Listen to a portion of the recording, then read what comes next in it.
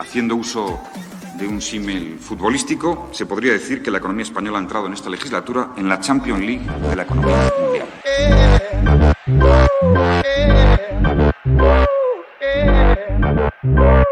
They told me stop talking economics. Building collapse. More of the building collapse. Lo siento mucho. Me he equivocado y no volverá a ocurrir. All-time record on investment this last year. The Soviet Union doesn't exist. Para hacer lo mismo que ha hecho Mariano Rajoy, yo creo que ya está Mariano Rajoy y el Partido Popular. Yes or no? No. Es el vecino No, eso es el mercado, amigo. O sea, el que elige al alcalde. Bulldozer, máquinas. $10,000 to shave a fucking ass. Para excavar ya. Industry had been strangled. Bitcoin is worthless artificial gold. They've created a large class of people who have no possible employment. I am Emilio Botín, chairman of Banco Santander. If you are here tonight, it is because you are a winner.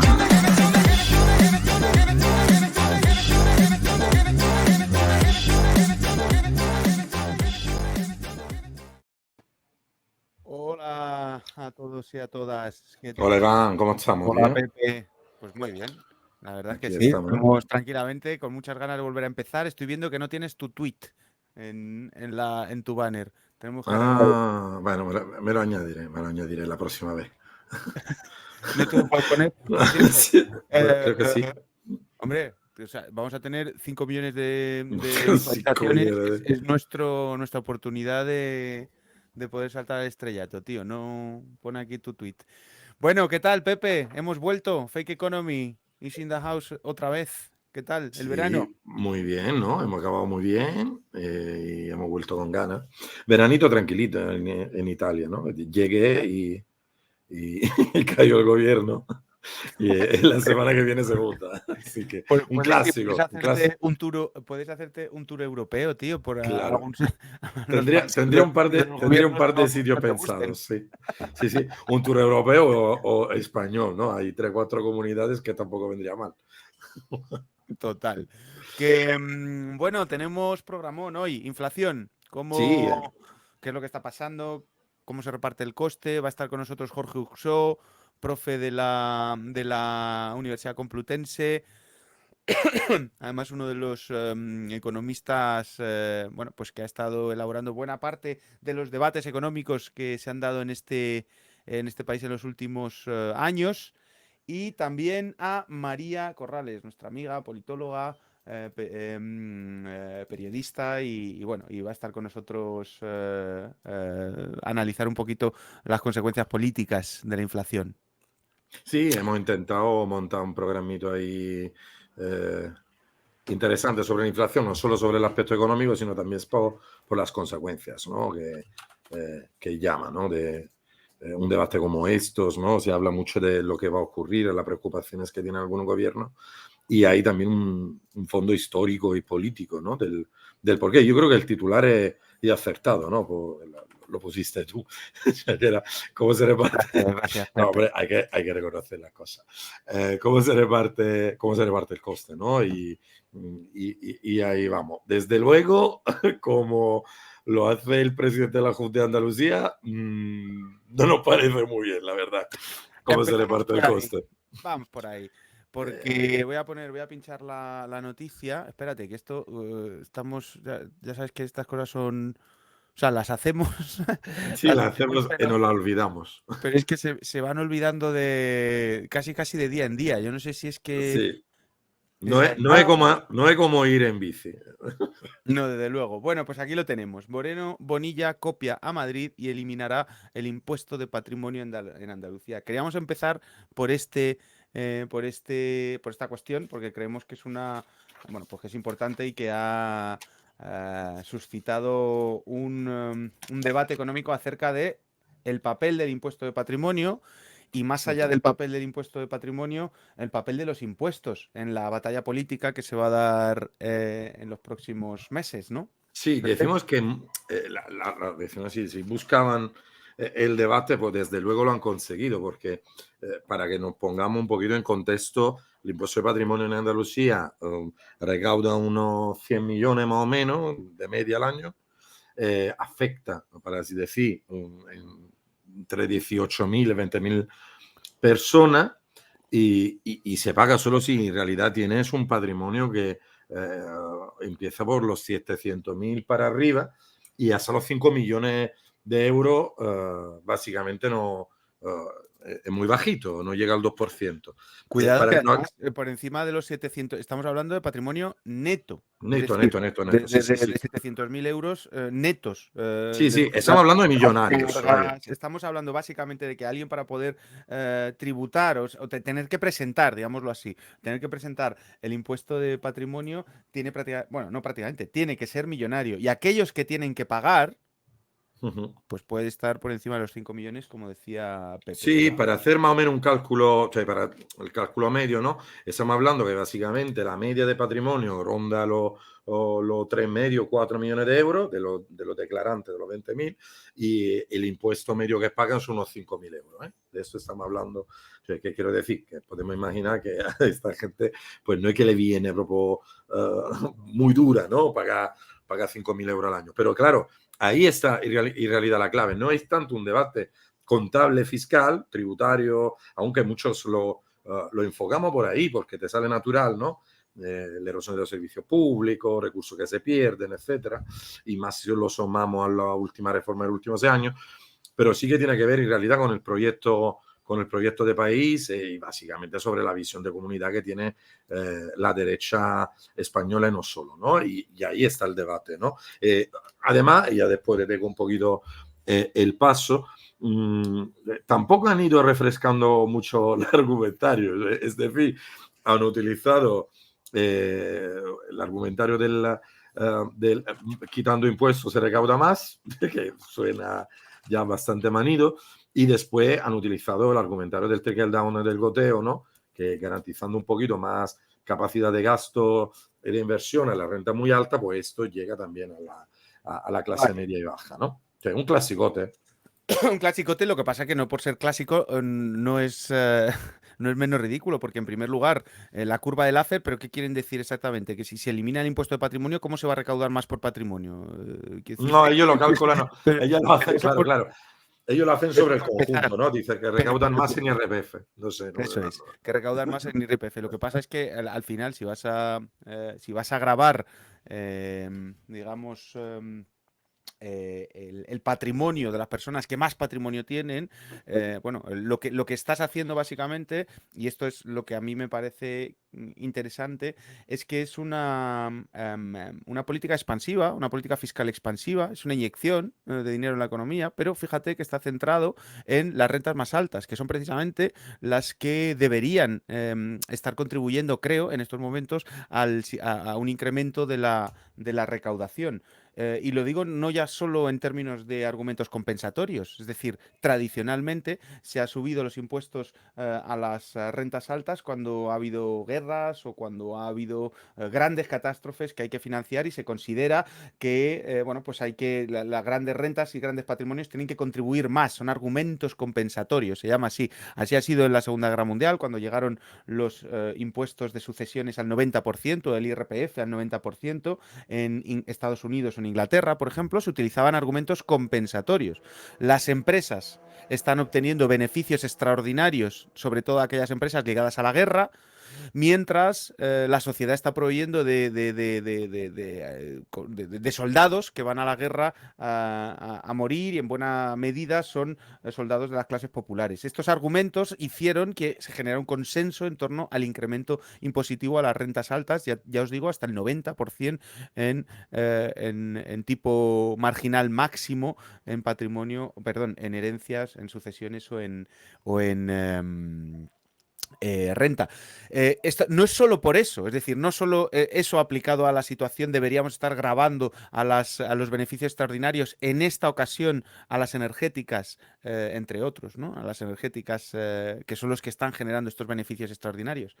Es que yo creo que tiene sentido gravar también a las rentas altas porque son aquellas, además, que más energía están consumiendo y que si queremos realmente reducir el consumo energético habría que actuar sobre esas rentas porque son, bueno, tenemos datos, ¿no? Son las que dedican una menor proporción de su renta, pero las que en términos de volumen mayor consumo energético tienen. Por tanto, me parece que es exactamente lo contrario de lo que se debería estar haciendo en términos de política fiscal. Me parece echar gasolina al fuego. Yo creo que el debate es tan, ¿no?, grotesco, cioè, no, el planteamiento es tan grotesco que hay para escoger, ¿no? Tú le tiras bien en el sentido que no es que eso lo dicen solo los rojos, los economistas heterodoxos, etcétera. Cioè, hasta todas las instituciones económicas internacionales, que sabemos la visión que tienen, y más en un contexto de inflación, desaconsejan clarísimamente bajar impuestos a la renta alta. Justo lo contrario, plantean lo que tú estaba diciendo, ¿no? Eso es por la parte, decimos así, que toca la cuestión del momento coyuntural, ¿no?, que tiene que ver con la inflación y más aún con una cuestión más de fondo, que el telón de fondo, el cambio climático, pues ahí también, como podemos ver, es no solo inconsistente, sino irracional, ¿no?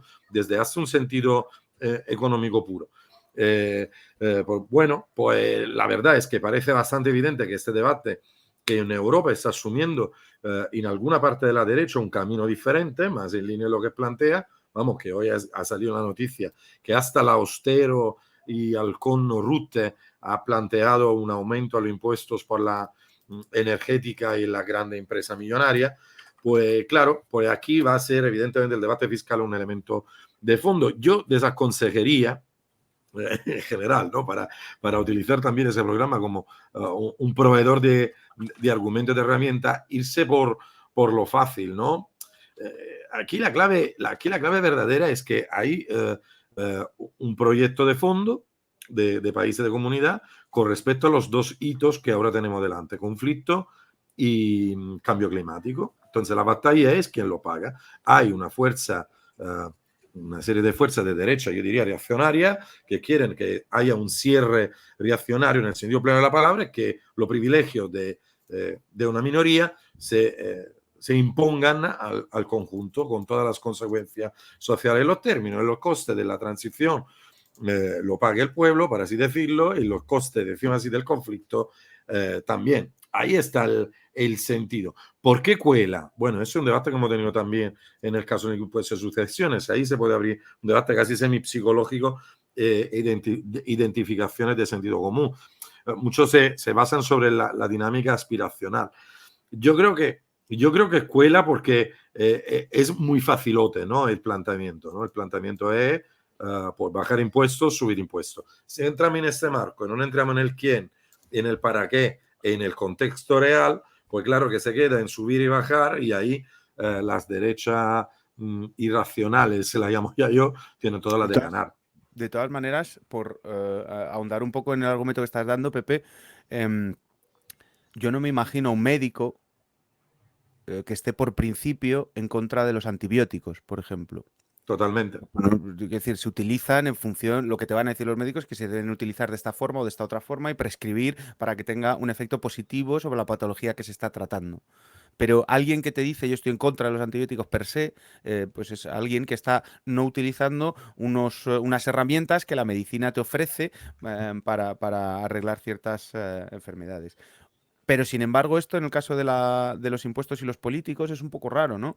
Porque hay políticos que dicen, como Feijóo, a ver si lo encuentro, que están por principio a favor de bajar impuestos o por principio en contra de subir impuestos. Pero ¿por qué? Quiero decir, si es una herramienta de política económica que se tiene que utilizar y que puede tener unos efectos u otros, ¿cómo te vas a negar a utilizar esta herramienta que tenemos dentro de la política fiscal? Es como, es bastante irracional, no se entiende en ese sentido. Y hay políticos, efectivamente, que están a favor de bajar los impuestos y en contra per se, mientras que es difícil encontrar propuestas de incremento de impuestos bajo cualquier circunstancia, en cualquier circunstancia y para arreglar cualquier cosa.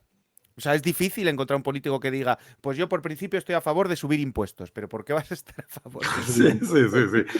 ¿Pero Sí, por que qué? es paradójico, ¿no? Exactamente. La caricatura suele ser, decimos así, de la fuerza progresista, ambientalista, feminista, de izquierda, transformadora, definámosla como queramos, que son los que quieren subir siempre lo impuestos, pero al final casi nunca se plantea como solución. Por otro lado, pues tenemos una derecha que dice siempre bajemos. Exactamente, y por otro lado, casi nunca se suben. Quiero decir, en los últimos 30 o 40 años, desde la revolución conservadora de Reagan y Thatcher, hombre, subidas de impuestos no es que hayamos visto. Podemos ver la bajada de los tipos marginales de las últimas décadas, la desaparición o la reducción de la recaudación en la imposición patrimonial, no solo en el patrimonio neto, pero también en sucesiones y donaciones, la reducción del impuesto de sociedades o la casi desaparición de la recaudación en el impuesto de sociedades. Es decir, es todo una, digamos, este es un pasito más en la reducción de la tributación a las rentas altas.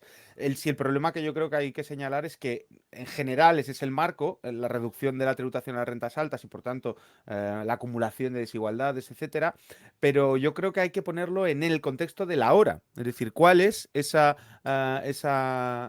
digamos,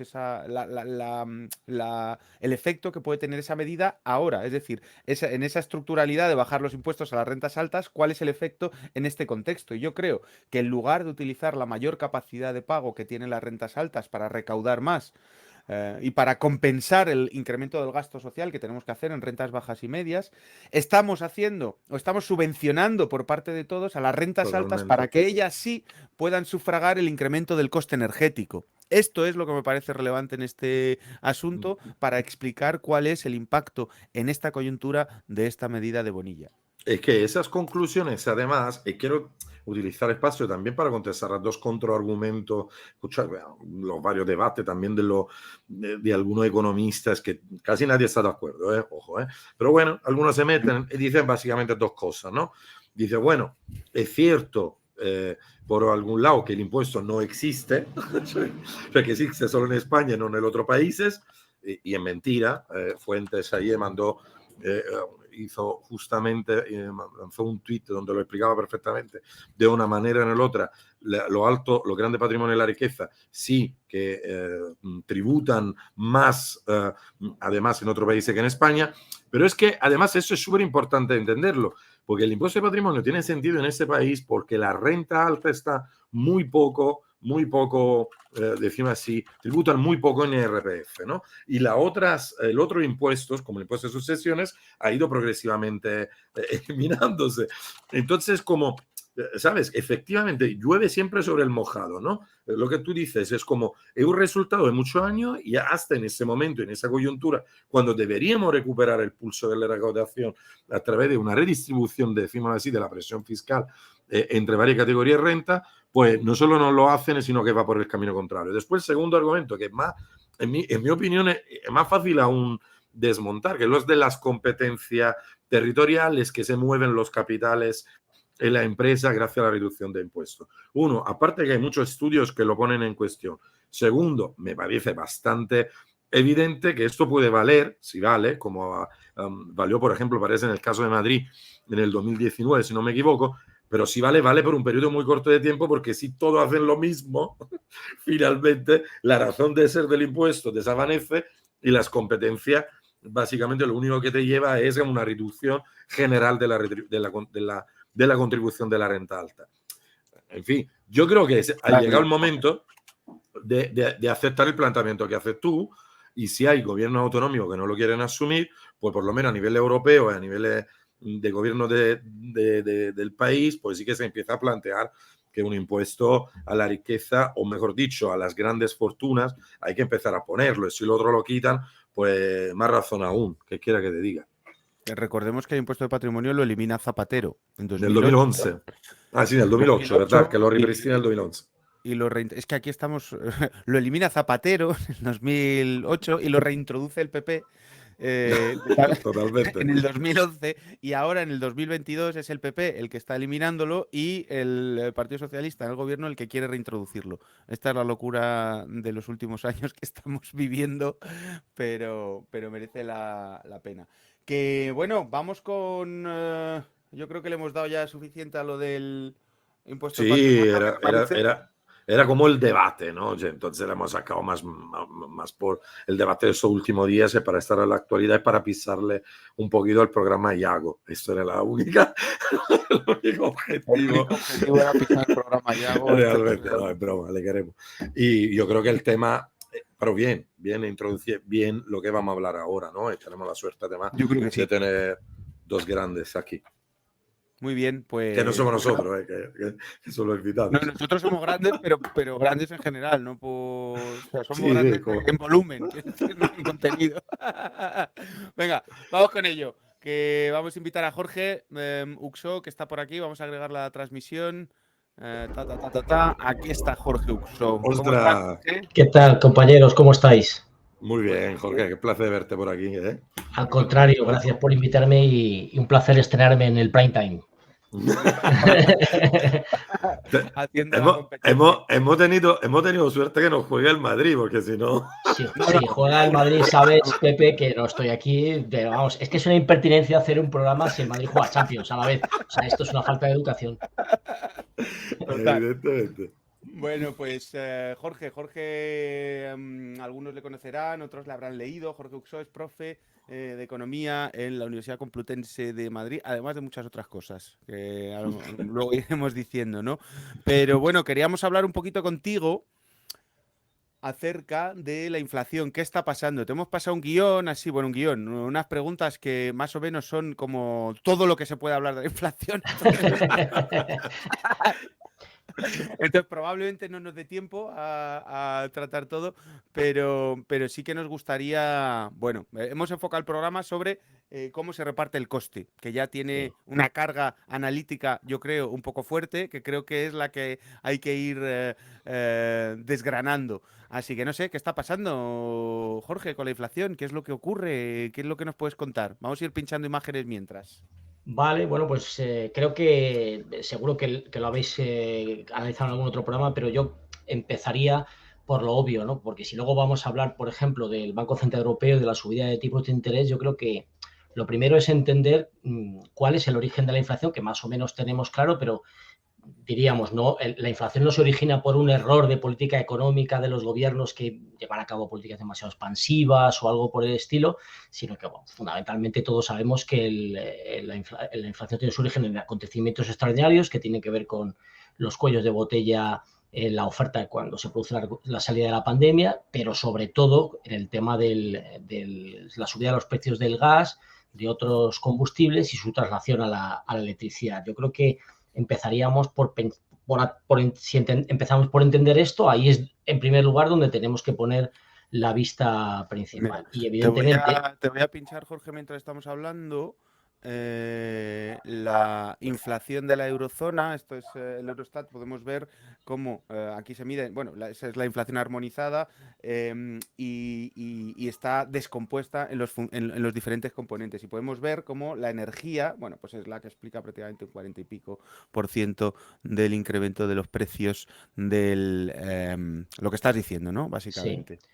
Fijaros que aquí hay una cosa importante, que esto es el desarrollo de la inflación. Si nos fijáramos y comparáramos la inflación en España con la inflación media de la zona euro, que seguro que tienes el gráfico por ahí, Iván, creo que hay otra cosa interesante y es que España tiene una tasa de inflación por encima de la media, le ha afectado más, empieza siendo un problema en los mercados energéticos, es decir, el factor que es diferencial de España respecto a la media inicialmente es la energía. Bueno, el shock energético es común a todos los países, pero el propio funcionamiento del mercado de la electricidad también es común, se traslada todo, pero en España sabemos que el porcentaje de hogares que están acogidos o cuya tarifa está indiciada con el mercado mayorista de electricidad, que es marginalista, es más importante. El peso de la electricidad en general, de la energía en el IPC, es mayor en España que en otros países. Sabemos que hay problemas de medición. Entonces, observamos que la inflación en España es superior a la media, fundamentalmente explicado por la diferencia en el componente energético. Pero desde hace unos meses, después de la adopción de la medida más importante que yo creo que se ha adoptado para reducir la inflación, que es la medida del tope del gas, que podemos hablar de si es suficiente o no, pero que sin duda es una medida muy importante, empieza a pasar que la diferencia entre España y la media se explica sobre todo por la inflación subyacente, por el resto de componentes. Y yo creo que esto es importante. Si estamos hablando de los costes y el reparto de los costes, es importante que nos fijemos en esto. Es decir, que puede pasar para que, digamos, la traslación de esta subida de los costes energéticos al resto de precios, desde mi punto de vista, esto que estoy diciendo lo que representa es que está siendo mayor en España que en otros países, y por lo tanto esto supone que las empresas están trasladando los costes, protegiendo los márgenes en gran medida, el aumento de los costes energéticos, y por lo tanto que el efecto sobre las rentas salariales y la distribución está siendo especialmente intenso, ¿no? Y el dato mientras es bastante clave lo que está diciendo, porque claro, se acompaña en realidad en un proceso de devaluación salarial que está bastante consolidado en la última década. O sea, no olvidemos que tenemos en ese momento una serie de procesos de negociación colectiva bloqueados. Entonces, evidentemente no puede ser como efecto de segunda ronda, y eso lo están diciendo, yo creo, ya hay consenso al respecto. El efecto de segunda ronda no se da por los salarios. Si no se da por los salarios, evidentemente se da por mantener los márgenes de beneficio, como tú bien estás diciendo. Y ese argumento es quizás el argumento más potente para justificar determinado tipo de política fiscal en este contexto, ¿no? Fíjate, Pepe, que no solo es que ahora se esté produciendo esa redistribución negativa, sino que yo creo que no podemos hablar de esto sin tener en cuenta que venimos de un proceso atrás de devaluación salarial. Es decir, que esto... o sea, no podemos hacer abstracción de lo que estaba pasando hasta entonces. Es decir, esta idea de que las empresas, hombre, tienen que mantener los márgenes para garantizar una cierta rentabilidad, esto se puede entender si no tenemos en cuenta que es que en la década anterior ya hubo un proceso de redistribución en contra de los salarios y a favor de los márgenes empresariales. Y esta situación hay que tenerla en cuenta, ¿no? Ese famoso gráfico que también está, que todos hemos visto en Internet, de la devaluación en términos reales de los salarios en España, llevando la cabeza de esto, ¿no? Yo diría que sobre esto dos cosas: que no deberíamos aceptar la retórica de la segunda ronda. Es decir, que cuando se habla de los efectos de segunda ronda, se hace esta retórica de que hay que evitar que se generen expectativas que den lugar. No, es que no está existiendo esta segunda ronda en absoluto, ni se la espera. Y en segundo lugar, metiéndome ya no sé si en la segunda o la tercera pregunta esta que me habéis pasado, este examen que me habéis puesto, la propia subida de los tipos de interés que estamos criticando por distintas razones, creo que es una forma de consolidar la devaluación salarial. Que no se puede disociar la austeridad monetaria con la austeridad salarial, porque esta retórica de que subimos los tipos de interés para evitar los efectos de segunda ronda se puede leer de otra manera: subimos los tipos de interés para consolidar la pérdida de poder adquisitivo de los salarios que se está produciendo. Es decir, yo creo que son dos cosas que es muy difícil de separar. Como habéis enmarcado el programa en esta idea del reparto, creo que esta es una idea, a mí me parece importante. Totalmente. Yo, con respecto a esto, y como estábamos hablando de cómo se reparte el coste, claro, probablemente lo estamos dando como un dato que todo el mundo sabe, pero yo creo que merece la pena enmarcar un poquito el contexto. Es decir, que un shock energético es básicamente un incremento de la transferencia de la renta de los países que importan energía hacia los países que exportan. Es decir, de lo que producimos en España se va a trasladar o transferir una mayor parte de eso que producimos hacia los países productores y en las empresas productoras. La cuestión es cómo se reparte ese coste, ¿no? ¿Cómo se reparte entre qué? Entre capital, trabajo o impuestos, en el caso de que queramos repartir el coste de forma conjunta. Lo que sí estamos viendo, tal y como estaba contando Jorge, es que ya ha habido, no solo en la década anterior, quiero decir, ahora, en la década anterior, el descuelgue de la productividad y salarios, pero mirad el gráfico que nos ponía Comisiones Obreras acerca, es un análisis de inflación que publican en julio, y era la contribución al crecimiento anual de los precios por fuentes de renta, con análisis de la contabilidad nacional trimestral. Esto sería lo que están contribuyendo al incremento de precios las diferentes fuentes de renta. Es decir, la remuneración de asalariados, bueno, Comisiones el primer trimestre lo ponía un 13% y un 3,6% en el cuarto, pero fijaos los beneficios empresariales, cuánto explicaban el incremento de la inflación. Yo creo que esto con respecto a Comisiones Obreras, pero si nos vamos al informe del Banco de España y vemos los márgenes empresariales que nos ponía el Banco de España, es más mitigado, digamos, las conclusiones, pero aquí podéis ver cómo tanto manufacturas como energías están por encima de los márgenes que existían antes de la pandemia, vamos, en 2019. Están bastante por encima, 110, incluso 115% primer trimestre. Y perdona un segundo, Iván, que te interrumpa. Sí. Y además se toma como referencia el margen que había antes de la pandemia, que es el margen que hay después del proceso de evaluación salarial anterior, que es lo que yo quería. Exactamente. Pero lo que quiero decir es que el mercado ya está repartiendo el coste. El mercado ya está repartiendo, o sea, los salarios no se han actualizado, evidentemente. Normalmente las cláusulas de actualización no es a mitad de año, sino a finales. Por tanto, podemos decir que la mayor parte de los salarios no se han actualizado y por tanto que el coste ya está siendo soportado en su mayor parte por las fuentes salariales. Esto yo creo que es interesante también, porque esas subidas de tipos que entramos ahora, si os parece, esas subidas de tipos son precisamente para consolidar este marco que estamos viendo, yo creo, y que es lo que estabais diciendo, ¿no? Sí, porque además, digo rápidamente, después paso a Jorge, ¿no? Una subida de tipo es aguas vendidas, ¿no? Por la renta de capital, decimos así, que son una parte significativa, ¿no? Decimos así, del top 1% y del top 100, ¿no? Como se suele decir, ¿no? O sea, que por el otro lado, no solo que lo consolida de manera clara, ¿no? El proceso que estamos viendo en la última década, sino es que además es un factor que favorece una ulterior acumulación. Más allá de lo que tiene como efecto directo sobre los salarios, que ya lo he explicado claramente, ¿no? Entonces, claro, yo creo, a ver, no seamos ingenuos, ¿no? Eso lo saben, o sea, no que no lo saben el Banco Central Europeo, ¿no? Nace, creo, bastante evidentemente con lo que pasa también en la FED, ¿no? Pero ahí también hay una diferencia, ¿no, Jorge? O sea, quiero decir, es que comparamos dos tipos de inflaciones que tienen necesidad de dos respuestas casi diferentes, ¿no? Esto que estás diciendo yo creo que es una de las claves de la cuestión, ¿no? Si me permitís que haga una broma, la mejor forma de reducir la inflación causada por la energía es reducir la inflación causada por la energía.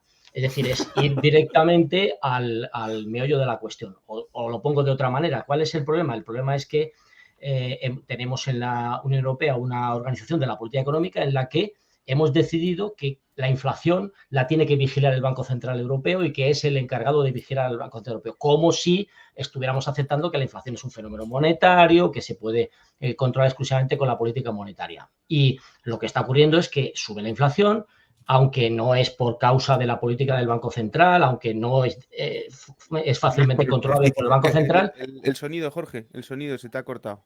¿Me escucháis ahora? ¿No me escucháis? Sí, perfecto. Perdonadme. Me he emocionado y me he movido y se me han caído los auriculares. Vale, decía que digamos que tenemos asumida la idea de que la inflación es una tarea del Banco Central. Sube la inflación y entonces todo el mundo mira al Banco Central y el Banco Central se siente compelido a hacer algo, es decir, se siente como necesitado de hacer algo para corregir la inflación. Y bueno, si uno solo tiene un martillo, todos son clavos. Entonces, básicamente, dice, bueno, tengo que subir el tipo de interés porque todo el mundo me está diciendo que no estoy actuando suficientemente y voy a perder credibilidad esta idea. Pero, bueno, es que sabemos que no es el origen de la inflación, que para que esta medida del tipo de interés acabe reduciendo sustancialmente la inflación, el coste en términos de desempleo y de enfriamiento de la economía seguramente es tremendo, es muy importante. cuando tenemos otras herramientas. Lo que tendremos que hacer es pensar, bueno, no es la política monetaria la que tiene que corregir la inflación, sino que tenemos que corregirla actuando en los mercados energéticos, profundizando en la reforma del mercado eléctrico que se ha hecho y tratando de influir en el conflicto distributivo que está detrás de la inflación que Iván planteaba antes. Hay una subida de precios y luego hay que repartirlo, y este conflicto es el que genera la tensión inflacionista al final, porque ahora ya es la inflación subyacente la que nos está separando de Europa. Eso es. La cuestión es, una pregunta al respecto de lo que estabas comentando, pero yo creo,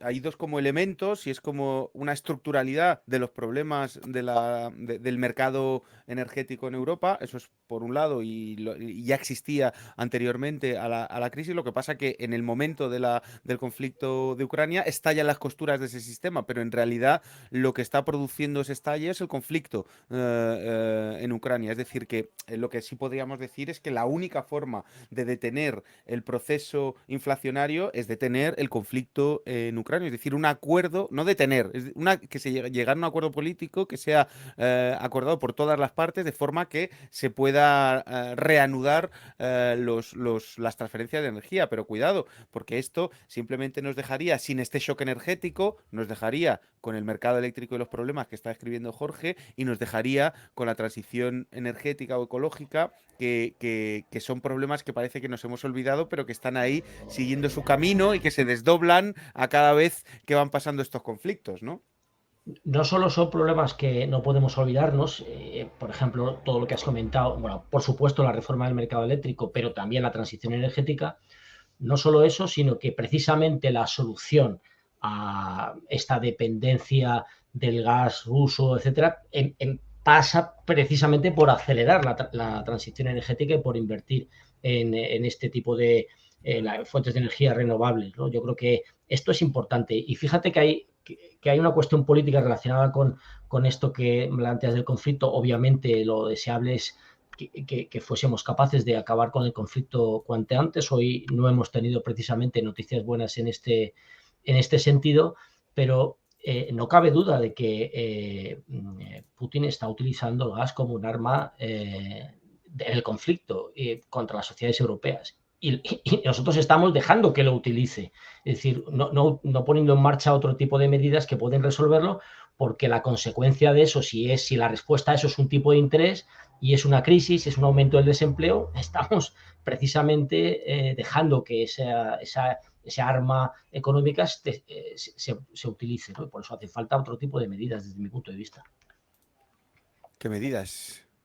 ¿Qué medidas, Jorge? ¿Qué es lo que hace falta? No, quiero decir, hemos dicho que subir los tipos no tiene, digamos, si estuviéramos en una situación donde hubiera una inflación generalizada de precios, es decir, una inflación, entonces una subida por un sobrecalentamiento de la economía, como sí puede estar ocurriendo en Estados Unidos, entonces una subida de tipos sí podría enfriar esa demanda agregada o reducir esa demanda agregada, enfriar la economía y por tanto tener un efecto sobre los precios. No es el caso. Es que desde el minuto 1 ya hemos visto que no hay una inflación generalizada de los precios, sino lo que hay es un shock energético que se está trasladando a cierto, o sea, que está concentrado en ciertos sectores. Por tanto, un incremento de tipos no tiene efecto sobre el origen de la inflación, sino que tiene otros efectos sobre la contención, el disciplinamiento de los salarios, etcétera. La cuestión es, Jorge, ¿qué se podría hacer? Es decir, ¿qué podríamos estar haciendo que no es que no se esté haciendo, ¿no? Es decir, las medidas, yo creo que ya las has hablado, las que han implementado el gobierno, pero ¿qué podríamos hacer a partir de ahora para que ese coste pues no fuera soportado en exclusiva por los salarios, como siempre? La respuesta, desde luego, creo que todos somos conscientes que no es fácil y, entre otras cosas, porque ya se han hecho bastantes cosas. Yo creo que hoy Bruegel, que tiene habéis visto, una base de datos donde va subiendo las políticas, hoy la ha actualizado y España es casi un 3% del PIB lo que nos ha gastado en las políticas que se están utilizando, o bien para reducir la inflación o para compensar los efectos que la inflación pueda tener sobre las familias y sobre los sectores productivos, ¿no? Ese gráfico que, como veis ahí, España está en el quinto lugar. Yo diría que en primer lugar, más transición energética, pero esta es una medida que no se va a producir de forma inmediata, no va a tener efectos de forma inmediata. En segundo lugar, creo que la reforma del mercado eléctrico, el tope al gas, ha sido una medida acertada, lo que se estima, ¿no? Es una bajada entre el 13 y el 15% del precio de la electricidad, pero que ahí hay margen para seguir actuando. Digamos que con esta medida se ha captado una parte de los beneficios extraordinarios, los beneficios caídos del cielo, pero no todo. Sigue habiendo una transferencia de renta desde los sectores productivos y desde las familias hacia las empresas energéticas y, por lo tanto, debería insistirse en esto, es decir, que el acercar más el precio de la remuneración que percibe cada tecnología al coste real. Tenemos ahí una compensación que se está haciendo a las empresas de gas que se puede organizar de manera distinta. Por ejemplo, estamos compensándolo en función del precio del mercado spot y no en función del coste que realmente han comprado el gas estas empresas con los contratos anteriores. O, por supuesto, en esta compensación pueden participar el resto del sector eléctrico que está capturando estos beneficios extraordinarios. Es decir, que aunque se han tomado medidas que parecían impensables, bueno, lo primero que parecía impensable es que apareciera la expresión beneficios caídos del cielo en un documento de la Comisión Europea y haya aparecido negro sobre blanco y que se hayan adoptado medidas, pero todavía queda ahí margen para hacer. Por supuesto, la política fiscal tiene un papel importante. Tú antes has hablado, Iván, de que el reparto es entre asalariados, márgenes empresariales y, digamos, rentas públicas. Y, bueno, yo creo que ahí el Estado tiene un papel interesante que puede jugar de transferencia de rentas y captación de rentas extraordinarias. Es decir, que jugando inteligentemente con la política fiscal puede... Estoy incluyendo ahí transferencias, no solo hablo de impuestos, es decir, puede hacer transferencias de rentas hacia las rentas más bajas y financiarla con impuestos. Habéis hablado del patrimonio, que este es un impuesto de una recaudación pequeña, pero que política y simbólicamente tiene mucha importancia el mensaje que se está trasladando, ¿no? Uh-huh. Por supuesto, la política del salario mínimo, ¿no? Es decir, que hay que persistir en el aumento del salario mínimo. Y, bueno, ya he dicho bastantes cosas, ¿no? Sí. Ha ido muy bien. Yo creo que... Yo creo que ya ha sacado un 9, ¿no? Va bastante bien la nota.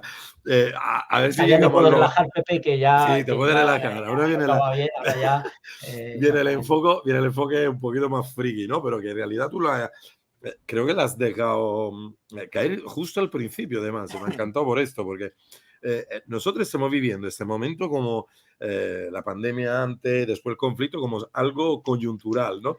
Un coyuntural muy largo, pero coyuntural.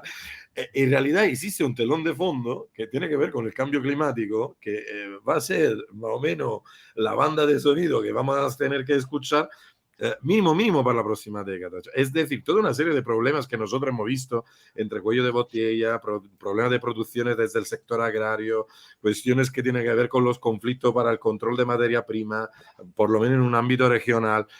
El proceso de la acumulación y de la concentración de la riqueza en ese contexto.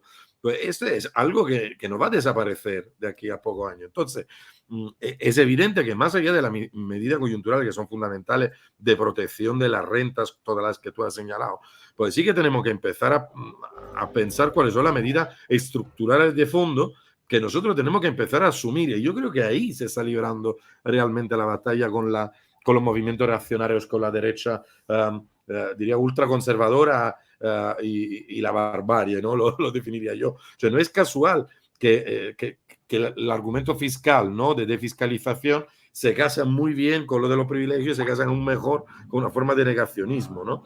Entonces, claro, el telón de fondo, ¿no? Ese telón de fondo, ¿cómo lo que hemos hecho y cómo avanzamos en Europa, en España, en tu opinión? Si hay una salida. Básicamente, también ahí, o sea, la teoría del colapso yo no me la quiero comprar. Básicamente, no, yo creo que, tal cual.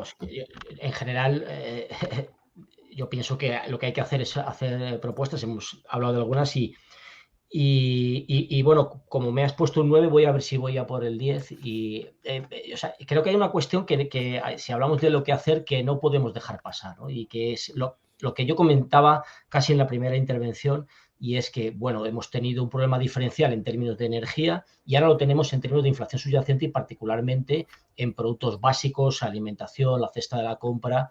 Y yo creo que ahí, digamos, algún tipo de observatorio, de vigilancia de los márgenes de beneficios y de la competencia y qué es lo que está pasando, y que ahí hay una intervención más intensa de la política económica. Es decir, que estamos ante una oportunidad de plantearnos esto, de qué es lo que está pasando y cómo resolvemos esta cuestión, por ejemplo, de la subida de los precios básicos de la cesta de la compra y cómo intervenimos ahí para asegurar pues una cesta de productos básicos a un precio razonable, o asegurar a las personas trabajadoras ingresos suficientes para hacer frente a esto, ¿no? Yo creo que ahí ahora está el reto de pensar esto. Yo a lo mejor me quedo en el 9,5 porque no tengo digamos, la clave. Creo que hay iniciativas que se están poniendo en marcha y que hay que avanzar por ahí, ¿no? Que esta es una cuestión en la que hay que entrar ahora, después de haber roto el tabú del mercado eléctrico y del mercado marginalista y de que no se podía reformar, y ser todo el mundo consciente de que existe algo que se llaman beneficios extraordinarios. Tenemos que dar este paso, ¿no? Ahora yo creo que hay que ser consciente de la falta de competencia en algunos mercados de productos básicos y de las grandes cadenas de alimentación, etcétera. Porque fíjate que estamos hablando casi todo el rato, mientras estábamos hablando, no sé si os acordáis, de todo el debate en torno a la necesidad de un pacto de rentas, que hubo meses acerca de este ¿Qué tiempos debate, aquellos?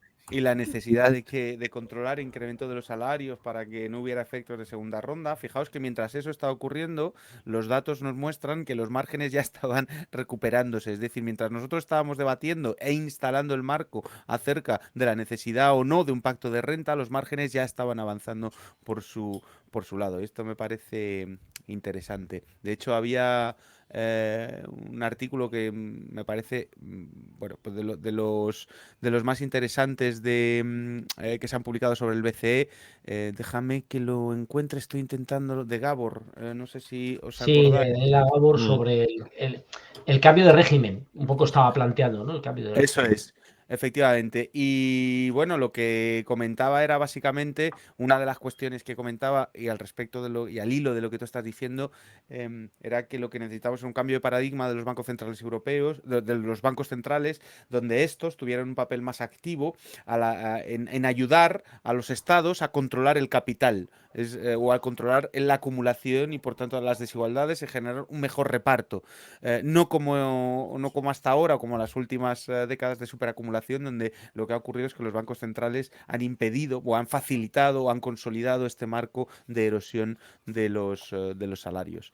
Así que nada, Jorge, te dejamos libre si quieres. Habrá que ir a cenar.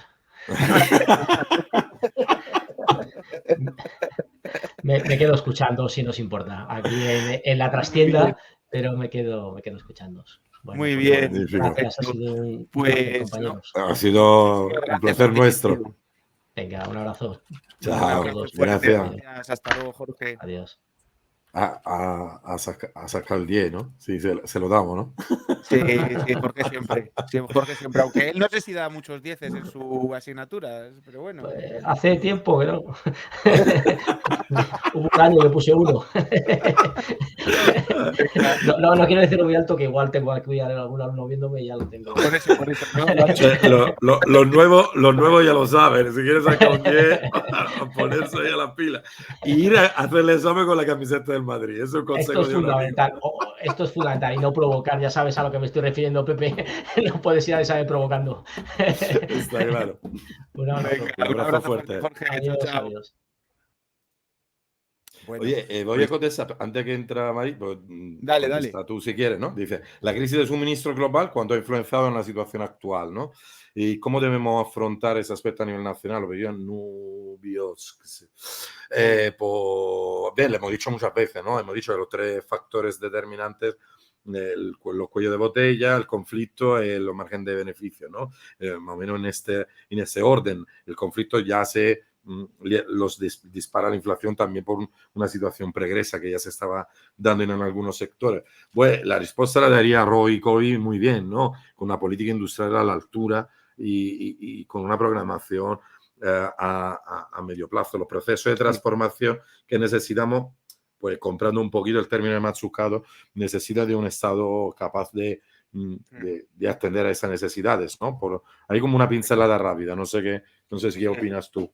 Bueno, dos cosas. Yo creo que los cuellos de botella que se generaron en la situación, o sea, justo después de la pandemia, como consecuencia de la ruptura de los modelos just in time en ese momento, quedan como dos grandes ámbitos que siguen lastrando y que se han añadido al conflicto. Uno son los semiconductores y todo lo que tiene que ver con la producción, que aquí hemos tratado en varios programas con el maravilloso Juan Vázquez, y los problemas de semiconductores que afectan a una gran parte de los productos que se producen electrónicos. Y estas cadenas se están básicamente reajustando y probablemente hay estimaciones 2023-2024 puedan estar ya totalmente restablecidas, a no ser que haya pues otra Filomena, otro conflicto mundial, otra catástrofe que no hayamos previsto, otra viruela de otra cosa que no... A no ser que haya esto en 2023-2024, lo de los semiconductores ya estaría más o menos controlado. Y luego los transportes, ¿no? Lo de los containers. Fijaos que hay unas cosas que merecen la pena poner el foco para ilustrar lo absurdo del modelo.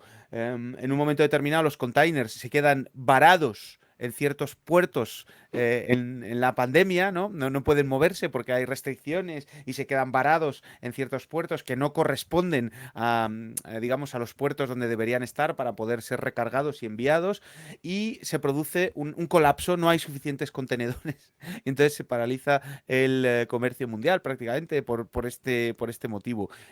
Claro, luego empiezan a producir contenedores a una velocidad inusitada y probablemente en 2 o 3 años veremos un apilamiento de contenedores en ciertos lugares del mundo porque ya no se necesitan tantos contenedores para un montón de chatarra básicamente para que estarán en algún puerto. Entonces, bueno, nada más para decir que esos dos yo creo puede respirar dos detallitos, ¿no?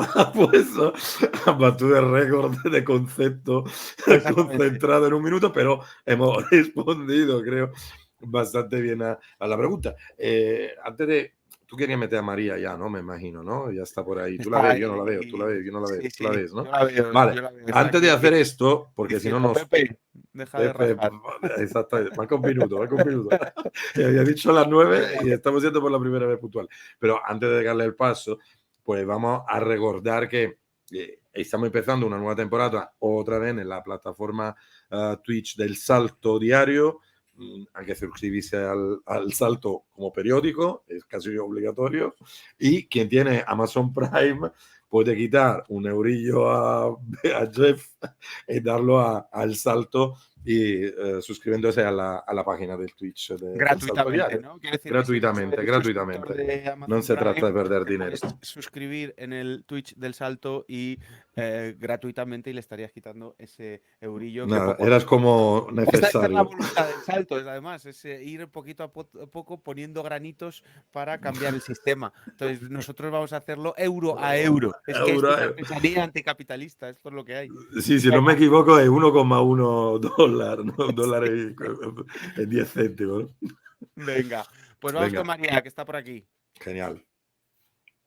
Hola María, ¿qué tal? Hola chicos, ¿qué tal estáis? Me alegro mucho de veros otra vez. Igualmente, mola mucho. Te lo dijimos que esto era peligroso. Pues sí, siempre es un placer. Además que os he estado escuchando un rato y he aprendido mogollón. Vamos, tengo más notas de lo que os he escuchado de lo que tenía yo pensado decir. O sea que María, muy interesante. Siempre mola. Bueno, María, periodista, analista política, has venido ya un par de veces a Fake y hoy te hemos liado para hablar de inflación, de políticas de austeridad, de la verdad político, ¿no? De impacto político de la situación. No sé, primera aproximación, porque te hemos enviado un par de cosillas, pero no sé qué te parece en términos de... Pues eso, Tampoco mucha, ¿eh? Un par. O sea, he visto que le habéis hecho un test a José y a mí eran un par de preguntillas. No, es que tú ya, es como has hecho ya la parte práctica, es la otra. Como ya pasé el examen, ahora ya es libre, ¿no? Es redacción libre. Es redacción libre. Son créditos abiertos. Entonces, no sé, dale eso, no sé, tu apreciación de cómo lo estamos viviendo y qué impacto político puede tener esto en función de cuál sea la solución que demos, ¿no? A ver, bueno, la primera cuestión que quería comentar es de la pregunta que me habíais hecho, que de hecho me había sorprendido bastante y os quería preguntar, o sea, de dónde venía, digamos, como esa apreciación política.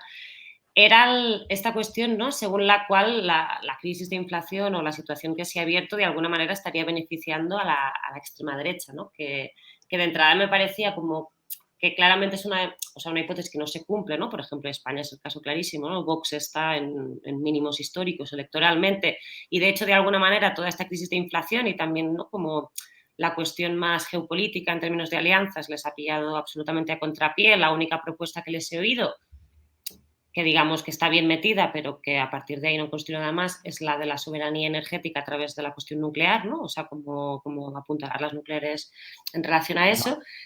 Pero mi sensación es que partir de la hipótesis de que esto de alguna manera estaría beneficiando a la extrema derecha sería como extremadamente preocupante, ¿no? Es decir, llevamos casi una década, de alguna manera, digamos, teorizando cómo aparece la izquierda, o sea, cómo la izquierda es capaz de sobrevivir a los momentos de excepción, ¿no? O sea, pensando que las herramientas políticas, ¿no? De la izquierda, digamos, la izquierda socialdemocracia está pensada para hacer la revolución y no para contextos de normalidad, y ahora llega digamos, un contexto de excepción en el que además los bandos, ¿no? Están como bastante bien armados, no en la cuestión geopolítica, que es mucho más complicada para la izquierda, pero sí en lo que comentabais antes, o sea, que hay una contradicción clarísima entre beneficios y salarios, y por lo tanto, en términos de definir quién es el malo de la película, es como mucho más fácil de la situación que teníamos de alguna manera en los 90 o en los 2000, y que eso de alguna manera pillara a la izquierda a contrapié, ¿no? Eso sería como absolutamente preocupante, y a las izquierdas a las que les puede haber pillado a contrapié, más allá de la cuestión, ¿no? De estar en el gobierno, que evidentemente esto genera un desgaste y no podría ser de otra manera, significaría, digamos, ¿no? Como que la izquierda se ha quedado como sin imaginación en su terreno de juego más habitual, ¿no? O en el que nos es más propio, ¿no? Digamos. Porque en este sentido yo creo que precisamente como que el contexto y, digamos, la situación de donde venimos también, ¿no? Digamos, que venimos del COVID y ahora, digamos, ¿no? Las consecuencias de la guerra y de la inflación, en realidad abren muchas oportunidades para la disputa política, y abren oportunidades para la disputa política precisamente porque estamos en un contexto de excepción, en el sentido en el que se pueden abrir medidas o digamos, surcos, ¿no? Políticos a través de propuestas políticas que de alguna manera nos sirvan también para posteriores catástrofes o posteriores análisis, como ahora comentabais, ¿no? Como la transición ecológica, ¿no? Por ejemplo. Y si queréis, digo como las dos o tres oportunidades que yo veo, ¿no? La primera es que si el COVID no sirvió como para desterrar el mantra de la austeridad, en el sentido de que el límite, ¿no? A las políticas económicas era el gasto, está claro que digamos que el contexto de la guerra está sirviendo para desmontar el mantra de que ante cualquier situación el mercado se arregla solo, ¿no? Y por lo tanto como que el Estado no tiene que intervenir. Y de ahí la otra cuestión de oportunidad clarísima, que es la aparición, digamos, del Estado como organizador de lo social, ¿no? Y de las necesidades sociales en un contexto de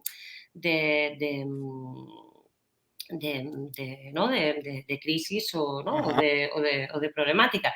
La otra es ese Estado en relación a la cuestión soberana, ¿no? Es decir, en la cuestión de lo que tiene que ver con la dependencia, que José lo decía antes, esa idea, ¿no? de volver a situar sobre la mesa la cuestión de la soberanía industrial y energética, ¿no? A través de la transición ecológica, que me parece clave y me parece que es como una ventana de oportunidad para la izquierda muy, muy, muy fuerte. Y después y ya la última cosa, que es la capacidad de la izquierda, de alguna manera, digamos, de nuestra tradición de izquierdas, para dar seguridad en momentos de incertidumbre, ¿no? Es decir, al venir de una pandemia, venir de la guerra y saber que de alguna manera vamos hacia la catástrofe climática, ¿no? o a esas consecuencias del cambio climático, es evidente que la única forma de dar tranquilidad, ¿no? a sociedades, digamos, rotas, ¿no? De acontecimiento en acontecimiento, es la planificación. Y la planificación, bueno, digamos que corresponde a quien corresponde. Me encanta haber terminado la reflexión por la planificación. Me encanta. La cosa guay que nos suspendió nosotros ella, ¿no? No, pero te explico. No, pero a ver, me interesa y voy a entrar. Yo creo que la enfoca muy bien. Voy a utilizar una cosa que escuché de una persona, una politóloga que no es santo de mi devoción, Estefanía Molina, ¿no? Que dijo algo, pero dijo algo muy parecido en la premisa a lo que estabas diciendo tú, ¿no? Es que en realidad nos encontramos como la fuerza progresista europea en este momento se encuentra en una disyuntiva que nunca han tenido la oportunidad, cioè que en la última década no han tenido nunca, cioè la posibilidad de marcar la agenda política realmente es con toda una serie de medidas que ahora sí se plantean y hace 2 años eran consideradas implanteables. Lo hemos visto en la gestión de la pandemia, lo hemos visto en la gestión ahora en la primera fase del conflicto, lo estamos viendo paradójicamente con el debate, hasta en el debate fiscal, donde la derecha antes arrasaba, pues ahora sí que se genera cualquier debate. Pero al mismo tiempo señalaba, y yo creo en parte razón, que las combinaciones entre pandemia, conflicto y obviamente cambio climático va a generar una tensión de fondo muy grande entre perdedores y ganadores, ¿no? De alguna forma. Es como una serie de colectivos, que son el sustento de la extrema derecha, que de la ultraderecha, o decímoslo así, vaya, de los partidos conservadores que están teniendo también una deriva reaccionaria, ¿no? Que yo lo pondría más en un saco un poquito más amplio. Yo algunas posiciones que veo en algunos partidos clásicos en Europa me suenan más a un retroceso reaccionario, perdón lo oxímoro casi, que realmente a un posicionamiento claro diciendo la ultraderecha, que si no pensamos a Vox, a Meloni, no es solo esto, ¿no? Claro, ¿por qué nosotros, creo yo, ¿no? Una reflexión común, pero después le hemos hecho así? Porque es cierto que la profunda crisis inflacionística que hemos sufrido en este siglo, sin que han derivado de alguna forma en un conato reaccionario, no solo en el caso de la República de Weimar, bueno, con la responsabilidad de lo que han tenido que pagar, pero también si lo pensamos bien en la segunda parte de la década de los 70, por lo menos en Italia, Francia y Alemania, ¿no? Cuando las nuevas políticas de control de la inflación determinan una presión sobre los salarios y realmente y en ese pulso gana por goleada, por así decirlo, la lógica neoliberal de austeridad, ¿no? Con las casi fragmentación también, decimos así, de la clase trabajadora en 1000 pedazos, es con un retroceso de derechos inusitados. Esto sería, en mi punto de vista, incomprensible, ¿no? Sin la crisis inflacionista del principio del año 70. Iba un poquito por ahí, pero yo estoy completamente de acuerdo y creo que Iván lo comparte, que es un momento de oportunidades como nunca. Cioè, no tanto porque el debate se está dando en España o en algunos países con su ritmo, sino porque por fin se da en Europa, ¿no? Entonces en ese momento pues está toda la carta encima de la mesa y la guerra, la batalla final hay que darla, ¿no? En ese sentido. Pero claro, el desgaste político y social de 3 acontecimientos tan profundos como es una pandemia o un conflicto y al cual le añade el cambio climático, pues claro que asusta, ¿no? Y facilita fotos locas como la de la señora Bellafi en Madrid, declaraciones absurdas de un conato fascista clarísimo por parte de la Meloni ayer en Milán, resultando en Suecia, sobre la base de la inseguridad que tú decías y de la necesidad de seguridad. Pues un poquito esa era la duda, que es una duda, no es una afirmación. Perdón, pensaba que quería hablar Iván. No, dale. Sí, o sea, estoy de acuerdo, pero digamos, a mí me cansa bastante la retórica según la cual todo momento de excepción o todo suceso, digamos, desde que la izquierda de alguna manera, o la izquierda en España más concretamente, en términos de herramienta política, perdió como cierta capacidad de marcar la ofensiva en términos de, ¿no? sobre todo de discusión de las ideas, ¿no? Y sobre todo en términos de lo que significaba, digamos, la conquista general de un proyecto de país para el conjunto del país, más allá de gobernar o ser la parte izquierda de un gobierno más o menos socialdemócrata. Me cansa bastante la retórica esta según la cual en cualquier contexto, más allá de las posiciones subjetivas de cualquier, ¿no? de lo que ha ido pasando en los distintos países, siempre cuidado que viene la extrema derecha, ¿no? Y es como...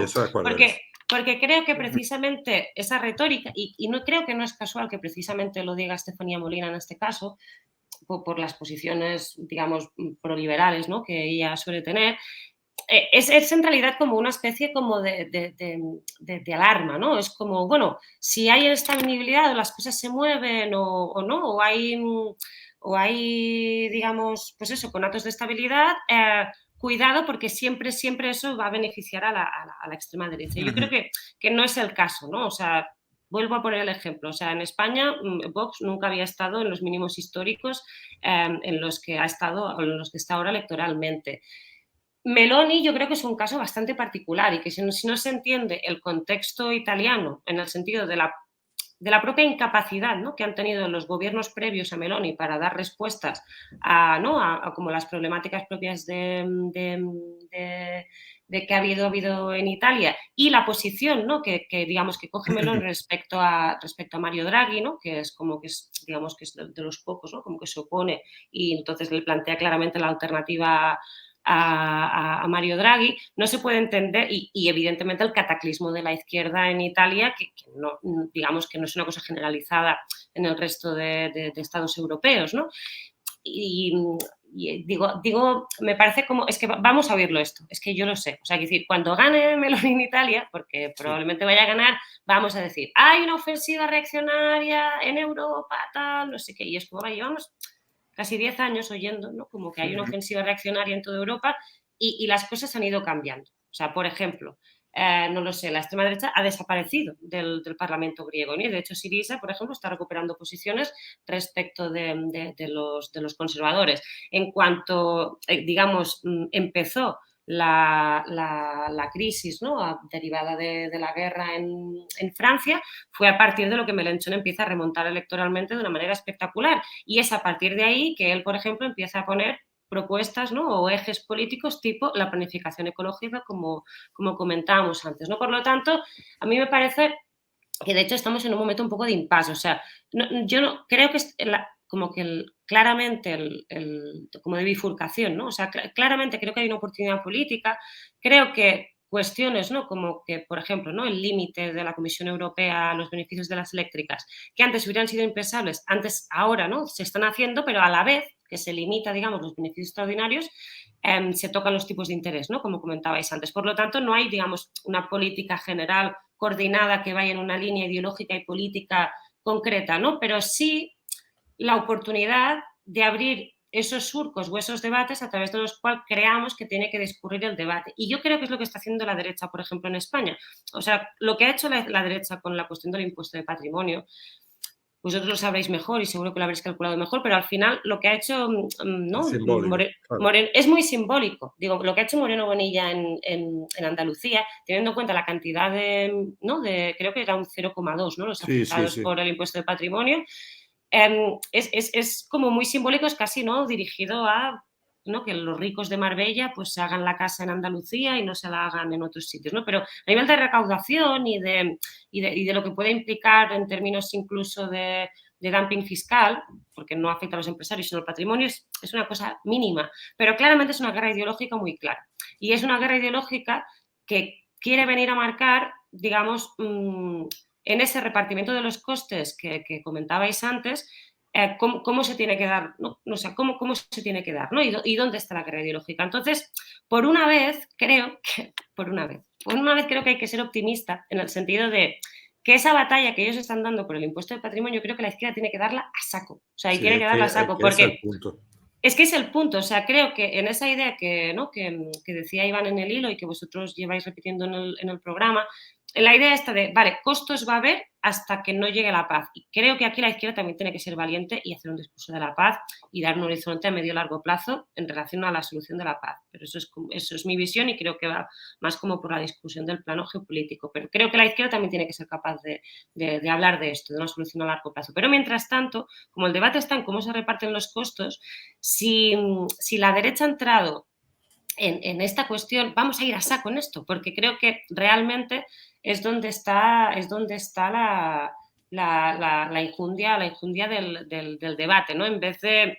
Porque además ha entrado, o sea, no ha entrado, o sea, si os fijáis, hace unas semanas creo que el debate ha cambiado, ¿no? Hace unas semanas veníamos del debate sobre las rebajas del IVA, ¿no? Ese debate era mucho más complicado. O sea, el debate como que abre Feijóo, ¿no? Y dice, uy, que me está dando la razón Sánchez porque ha rebajado el IVA.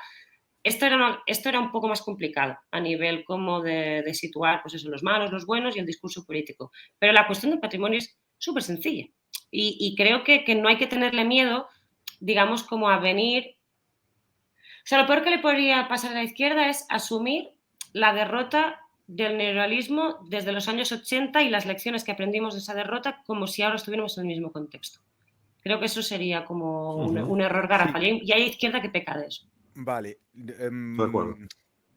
Vale, me parece bien, retomo ese punto precisamente, porque por dar la otra cara de la moneda en el sentido de justo en esa época que has comentado y las enseñanzas o no que se pueden sacar de esa situación, porque es cierto que estáis comentando que se abren muchas oportunidades y se han roto viejos tabús, pero creo que los únicos tabús que se han roto son aquellos que son funcionales al mantenimiento del sistema y al mantenimiento de la capacidad de acumulación de ciertas rentas que se ha construido los últimos 30 o 40 años. No ha habido ningún cambio en términos de política económica, no ha habido ningún cambio en términos de paradigmas de política fiscal o política monetaria. Ha habido un pause porque era funcional, es decir, que la batalla ideológica se difumina un poquito cuando tienes que utilizar unas herramientas económicas para prevenir un ciclo económico. Y ahí no hay batalla ideológica, sino hay herramientas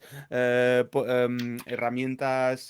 política económica que tienes que utilizar como se utiliza durante, o sea, los ERTEs en la última crisis o los Next Generation, los fondos estos históricos, todo eso no ha supuesto ningún cambio.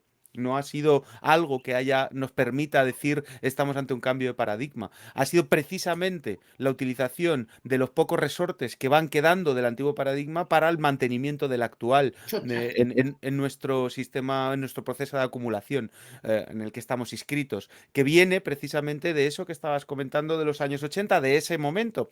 ¿Y por qué me parece interesante justo esa reflexión que decías, ¿no? Lo de que no debemos utilizar esas conclusiones para extrapolarlas a la situación actual. Es cierto, pero sí también es cierto que fijaos que en ese shock inflacionario, estamos en una situación, digamos que el shock es más o menos el mismo. Hay un conflicto geopolítico internacional en los años 70, la guerra de Yom Kippur, que genera un shock energético y que de la noche a la mañana se multiplican por 3, por 6, por 9 los precios energéticos. El shock, fijaos, energético fue muchísimo más grande que del que ha sido en estos momentos, ¿no? El incremento de precios de los 70 fue muchísimo mayor del que hubo, del que ha habido ahora. Primer elemento de diferencia, ¿no?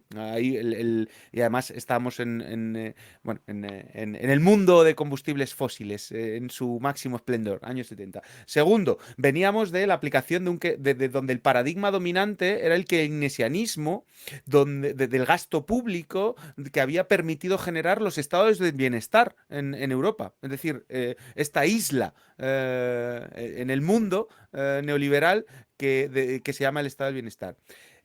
Segundo elemento de diferencia, es decir, veníamos de un proceso de, pues no sé si de acumulación de fuerzas, pero por supuesto que de conquistas. Y en tercer lugar, estaba el bloque soviético, existía el bloque soviético ejerciendo una presión para generar un tipo de soluciones u otras. En ese momento se genera la revolución conservadora, que genera el nuevo ciclo de acumulación capitalista, en el cual, lo podemos llamar neoliberal o como queráis llamarlo, que dura hasta la fecha. Y y dura hasta la fecha y estamos en un shock energético. Y yo no veo que la situación sea mucho mejor que la que estábamos en los años 70 en términos de cuáles pueden ser las soluciones de política económica y cuáles pueden ser sus efectos.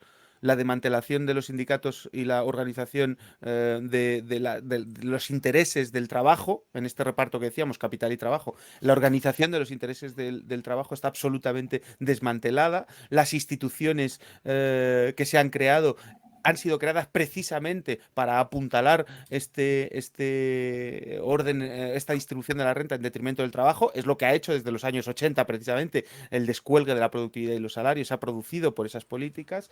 No está la URSS, entonces no veo yo elementos, no veo yo, quiero decir, pongo encima de la mesa esta otra visión para generar un poco de debate de, yo no veo que estemos en una situación de oportunidad, sino en una situación de peligro para una... cuidado que yo no estoy hablando de extrema derecha, estoy hablando de soluciones conservadoras para lo que se nos viene encima, porque entonces estaríamos delante de una potencial transferencia histórica de renta desde el trabajo al capital. Y esto yo creo que merece la pena tenerlo en cuenta. Pues ya está. Esa era la otra parte de la... Esa era la otra parte de la... No, por contraponer, ¿no? Estamos quedando como unos fenutrios de primer nivel, ¿eh? No. Creo, o sea, me ha parecido súper interesante, pero intentaré como que no nos deprima a todos, en plan... Claro, está muy bien el análisis. Claramente es peor que He tenido dificultad en encontrarle... Eso es evidente. Pero, he tenido dificultad en encontrarle el pero, ¿no? Quiero decir, pero pase usted. Sí, pero quiero decir, claro, al final, o sea, todo es peor en función de lo que lo compares, ¿no? Quiero decir, o sea, evidentemente la situación de la correlación de fuerzas frente a la crisis de inflación, digamos, ¿no? Es peor que la de los 70, pero no es, digamos, no es peor que la de los 2000, digamos, por lo menos en términos de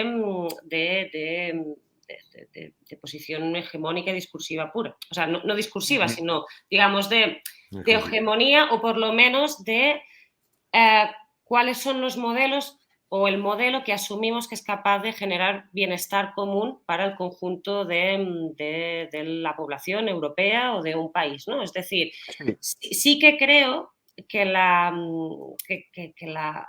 punto de inflexión de la crisis de 2008 y todo lo que hemos venido viniendo a posteriori y la incapacidad también, digamos, como del propio sistema de renovar de alguna manera como ese consenso, ¿no? O sea, ese consenso en torno a la capacidad de generar bienestar o por lo menos, ¿no? de reparar esa escalera social, ¿no? Digamos que es como lo más simbólico, ¿no? Unas sociedades de la sensación que tienen futuro o no.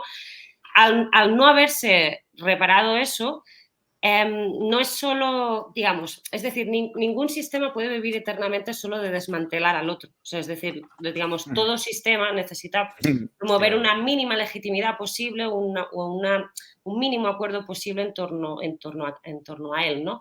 Y el paradigma, digamos, que haya sido la Unión Europea también lo necesita, ¿no? Digamos, o sea, si para España la Europa siempre ha sido como sinónimo de bienestar y en un contexto pues dejó de serlo y lo que ha venido pasando ahora es que incluso la Unión Europea se dio cuenta de eso, ¿no? De que de alguna manera tenía como que recuperar ese rol. La situación es diferente, ¿no? Entonces, yo hablaba más como en ese plano, creo que tienes razón, que la correlación de fuerzas es absolutamente negativa en el sentido en el que comentabas de la fuerza sindical, pero creo que los sindicatos en España en concreto están en mejores condiciones en las que le pilló la crisis de 2008. O sea, creo que los sindicatos, o sea, los sindicatos mayoritarios en este caso, como en este caso comisiones en UGT lo conozco menos, pero comisiones creo que sí, han hecho una reflexión sobre lo que implicó para el sindicalismo y para la organización desde el trabajo el 15M, ¿no? Digamos, como que el 15M a ellos también les afectó como parte... o sea, el 15M también fue como un intento, ¿no? O sea, también fue contra los sindicatos en el sentido de que los sindicatos también pasaron a ser como un pilar de lo que se criticaba respecto del régimen, ¿no? Y además eran sindicatos envejecidos en el sentido de que eran estaban como muy ajenos a la capacidad de dar respuesta a los nuevos conflictos laborales, a cómo se está organizando el trabajo, a la cuestión, ¿no? En plan, yo qué sé, de la brecha salarial, ¿no? O la cuestión de los cuidados, muchos debates que digamos que no habían entrado en los grandes sindicatos y que de alguna manera habían estado como en connivencia, ¿no? Bueno, y que eran mucho más pactistas de lo que se exigía por parte de la sociedad, ¿no? Yo creo que los sindicatos en este sentido, especialmente Comisiones Obreras, hizo una reflexión sobre el papel que tenían que ocupar y, de hecho, al menos en Cataluña, yo no sé, no tengo en la cabeza los datos de todo el Estado, en Cataluña, por ejemplo, no han parado de subir en afiliación. Y además han ido ganando como en la mayoría de elecciones sindicales. Entonces, claro, digamos, en comparación en el momento de desmantelamiento, ¿no? En plan, digamos, que lidera sobre todo en España el Partido Socialista, es cierto, o sea, que la correlación de fuerzas es distinta, pero yo creo que comparativamente a la situación digamos, desde la que entramos en la última crisis económica, la correlación de fuerzas no es tan mala, por incomparecencia también del adversario. Y la otra cosa que quería comentar es que respecto a lo que decíais, ¿no? O sea, ¿no? De cuál tiene que ser como el rol de la izquierda ahora y la cuestión que tú decías, Iván, ¿no? De cómo se ha ido interviniendo a través de las herramientas, digamos, que aún se tenían anteriores, ¿no? Digamos, a toda la ofensiva neoliberal, que en realidad es una lógica y creo, digamos, que la lógica que de alguna manera, sobre todo el Partido Socialista, intentó aplicar en la pandemia, esa idea, ¿no? de V, ¿no? En el sentido de, vale, estamos aquí, hacemos una intervención y luego ya nos recuperaremos, ¿no? Esa recuperación en forma de V de la que hablaban, que es algo así como, bueno, el Estado solo tiene que intervenir en los momentos concretos, como si interviniera como un bisturí, ¿no? Es como vale, el mercado funciona, yo entro al Estado, pasa algo, arreglo con un bisturí el tumorcito que queda y luego ya me voy, ¿no? Y ya dejo que el mercado haga sus cosas.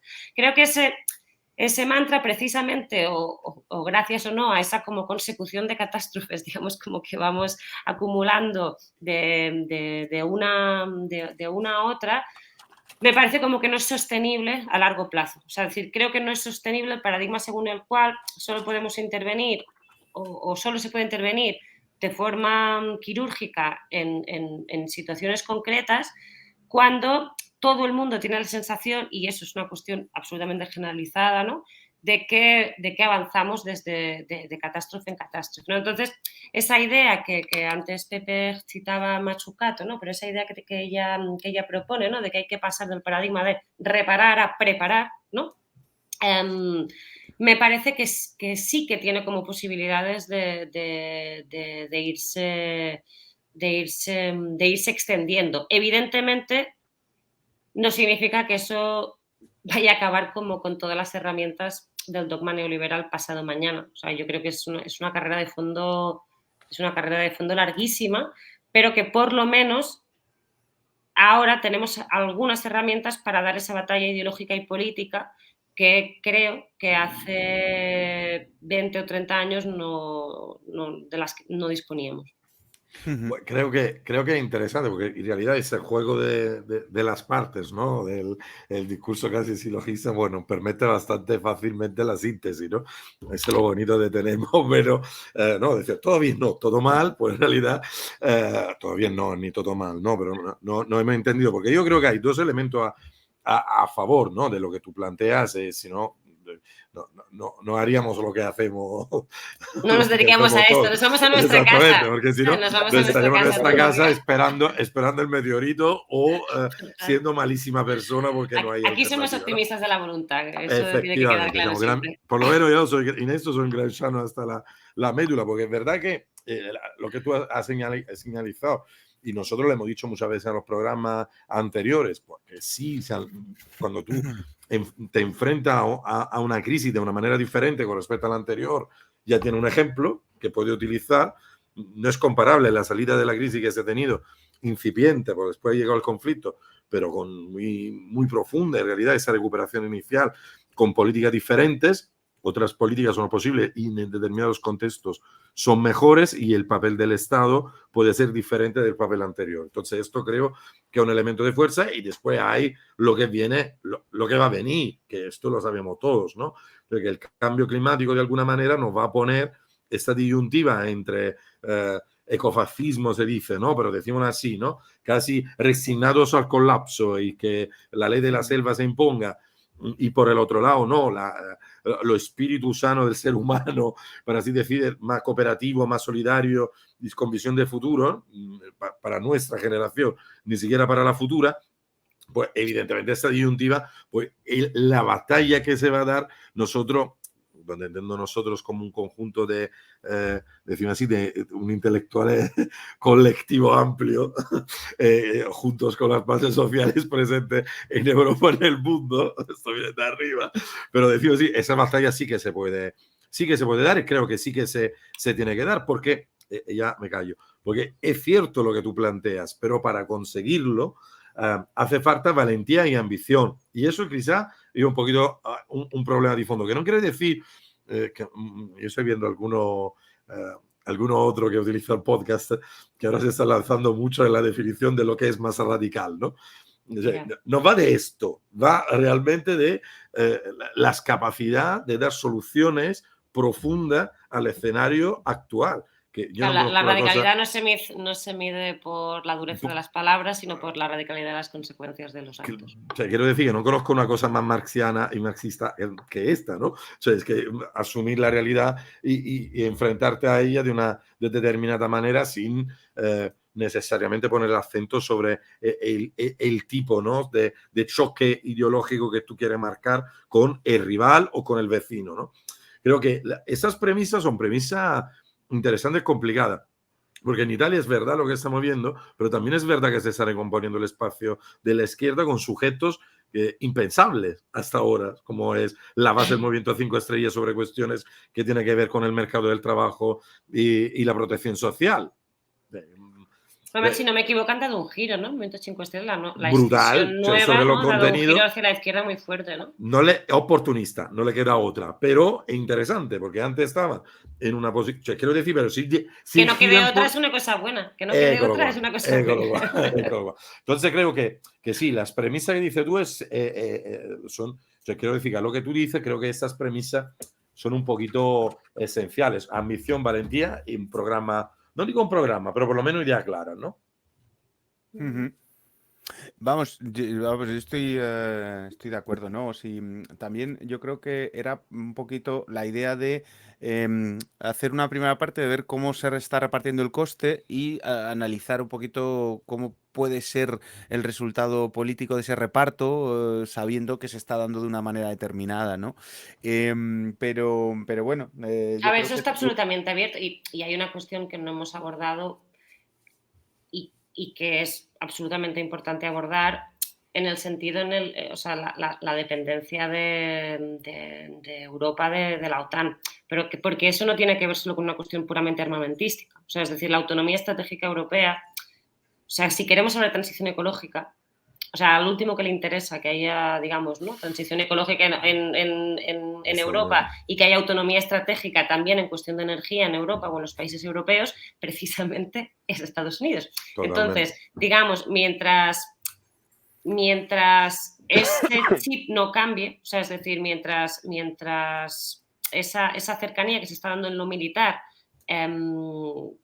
pensando que solo afecta a lo militar cuando no es así, quiero decir, o sea, al final cuando la alianza militar te determina si tú puedes aliarte o no con China, o si puedes hacer negocios o no con China, o si puedes hacer en un momento dado negocios o no con Rusia en el momento en el que la cuestión se tranquilice un poco o se pacifique un poco, o ¿qué piensas, digamos, de África, ¿no? Y cuáles son... Y cómo defines incluso, ¿no? Como los aliados de Oriente Medio, en función de si están aliados con China o no, si los defines como enemigos o no, eso, digamos, económica y ideológicamente es súper importante. Y a mí, por ejemplo, estas son las cuestiones que más me preocupan. O sea, es decir, se puede hablar en términos discursivos de voluntarismo, de ejes que tenemos que abrir, pero hasta que no haya autonomía estratégica en lo militar, no habrá autonomía estratégica tampoco en lo económico. Y eso creo que es como muy importante decirlo, y que precisamente una de las consecuencias que más abiertamente estamos viendo en lo político es un alineamiento muy fuerte con la OTAN y con Estados Unidos, ¿no? por parte de Europa. Y alineamiento o casi alineamiento, no es que, alineamiento supone como una voluntad de alinearse, pero quiero decir, me ha parecido como este conflicto, me parece muy interesante lo que comentas, porque me ha parecido el ejemplo paradigmático de cuál es la situación en la Unión Europea acerca, es decir, de la defensa estratégica, o la capacidad de generar una defensa común, la capacidad de generar una política exterior común, y la incapacidad y por tanto simplemente la asunción de los planteamientos de la OTAN o de Estados Unidos en ese caso, sabiendo que la mayor parte de los costes de esta guerra no van a ser sufridos por Estados Unidos, van a ser sufridos por los ciudadanos europeos, sabiendo que, otra vez, ¿no? Otro conflicto que sufre la Europa, pero no por sus intereses. Y luego también, el hecho de que las consecuencias post-guerra, es decir, las consecuencias del realineamiento energético y de consumos energéticos, tampoco está jugando a favor de Europa, ¿no? Entonces, esto me parecía muy interesante. ¿En qué medida la Unión Europea... O sea, ¿a quién beneficia el MidCat? O sea, es decir, abrir el gasoducto, ¿a quién está beneficiando? Efectivamente. Eso es. Porque a la transición ecológica no, eso está claro. Y a la proyección, ¿no? de pues, por ejemplo, en España en concreto, ¿no? Que vamos atrás, o al menos ahora me iba a tirar a la piscina, pero por lo menos en Cataluña, que son los datos que más controlo, vamos atrasadísimos en la cuestión de la transición ecológica, también en relación al resto del Estado. Entonces, por ejemplo, destinar los recursos, ¿no? Además, una cosa que está promovida por la Comisión Europea, ¿no? Hasta que ahora Macron, digamos, que ha dicho que ya no lo ve tan bien, ¿no? Eso no, digamos, no beneficia a la autonomía estratégica europea, es evidente en términos energéticos, ¿no? Entonces, exacto. Las grandes apuestas de dinero público que se está haciendo, que además el MidCat, de hecho, es una cosa que se iba a financiar con fondos europeos, que en teoría tenían que ir para la transición energética, o sea, ese propio desvío de fondos, nos indica, digamos, como que la política europea en grandes términos no está yendo por eso que decíamos antes de preparar, ¿no? Sino que estamos yendo, pues eso, a medidas súper excepcionales, porque ya no queda más remedio, ¿no? Pero esa correlación de fuerzas es la que creo que hay que intentar cambiar, o sea, como desde todas las posiciones, porque creo que sí que hay una oportunidad para hacerlo. O sea, como que esa salida conservadora, ¿no? Que Iván decía que podría haber a la crisis, creo que es algo como que no está instalado en términos de opinión pública, ¿no? O creo que no está instalado como los grandes sedimentos de las ideas que todo el mundo naturaliza, que son las que tienen que venir, sino que precisamente es ahora, en el momento de la excepción, en el que se da la gran batalla por las ideas, ¿no? Entonces me parece que ese es el momento. Bueno, mira, justo ahora, María, vienen los compañeros de Pandemia Digital, nos han hecho un raid, han inundado nuestra emisión con todos los compañeros. Hola a todos, nada, un pequeño resumen. Estamos aquí analizando las consecuencias políticas o las posibles consecuencias políticas de la inflación y cuál es el espacio que se abre. Justo en este momento acabamos, gente, así que es una... Justo vienen los compañeros, pero nos vamos. El programa va a estar, como siempre, colgado en todas las plataformas que tenemos por ahí. Y nada, en cualquier caso, María, muchísimas gracias. No sé si... Gracias a vosotros, como siempre. Si nos quieres dar una última intervención, no sé si la habías preparado o si no, vale, pues o si se te ha quedado algo en el tintero para despedir. No, la verdad es que no. Bueno, nos quedamos un poco, si quieres, con esta idea que aunque la correlación de fuerzas, pues digamos, siempre fue mejor porque la ofensiva neoliberal evidentemente pues nos ha afectado, nada es irreversible, ¿no? Que en ese sentido también volvemos a citar a Gramsci, en plan de que nada es irreversible, todo es coyuntural y el capitalismo y el neoliberalismo también. Claro, efectivamente. Muy bien, bueno, pues muchísimas gracias, María, por haber estado con nosotros. Nos vemos en la próxima. Adiós, gracias. Muchas gracias, María. Exactamente. Muchísimas gracias. Seguro va a haber oportunidad. Aparte del hecho que tenemos las elecciones el domingo en Italia. Lo que pasa es que yo de Italia no tengo ni idea, ¿eh? O sea me lo podría mirar, o sea, me lo tengo que mirar, pero es que con tantos expertos de Italia que hay entre los del autonomismo, los gramscianos, o sea, tenéis, vamos, para... Hay más expertos de la política italiana en España que en Italia. Es una barbaridad, es una barbaridad. Al tope, dándole muchísima vuelta. Yo muchas cosas las leo aquí porque parece que un poquito se enteran mejor. Y que a veces es verdad, ¿eh? Como está en el centro del huracán, no se entiende. Es súper difícil. Es muy complicado. Adiós, muchísimas gracias a todos. Nos quedamos un minutillo para comentar una cosilla que tenemos, Pepe. Uy, adiós, se ha ido María. Adiós, venga, luego, María. Rápidamente. Nada, no, solo quería comentarte esto, que... sabes que hacemos una noticia random y no me quería ir sin esta noticia. No es random, pero son los... Ahí está.